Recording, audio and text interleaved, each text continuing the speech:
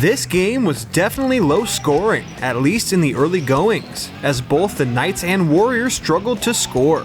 After the first quarter, the Lady Knights held a small 1-point lead with a score of 5-4. The second quarter fared a bit better offensively, as Mount Royal scored 7 points with Wilton-Lyndeborough scoring 6, which led to a 2-point Knights lead at halftime at 12-10. Sophie and Marilyn LaRose led the Knights in scoring during the first half. Once out of the break, the Knights came out on fire as they would go on a 9-point run to take an 11-point lead at 21-10. Mount Royal never looked back as the Knights went on to win by a final score of 33-16. The Knights allowed just 6 second-half points to the Warriors by playing excellent defense and forcing turnover after turnover. Wilton-Lyndeborough's bright spot was number 2 Caitlin Wittenauer, who scored a team-high 11 points. As for Mount Royal, Sophie LaRose led the game in scoring with 14 points, while Alexis Maddie threw in 9 and Marilyn LaRose put in 5.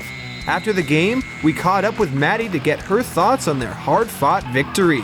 I think we started out really sluggish, but I think as the game went on, we got better and started working the ball better and started working as a team better like we normally do. And I think everyone played pretty well. I think defense, we started off, I was on the bottom, which is really weird for me. I don't usually play there.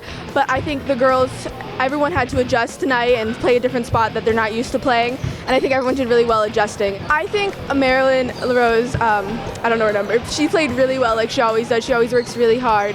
And we had some girls who don't normally play tonight a lot, and they always do well. They really step up. Rosie Treese and Hannah Ferroli, they were great, and I think everyone overall played really well.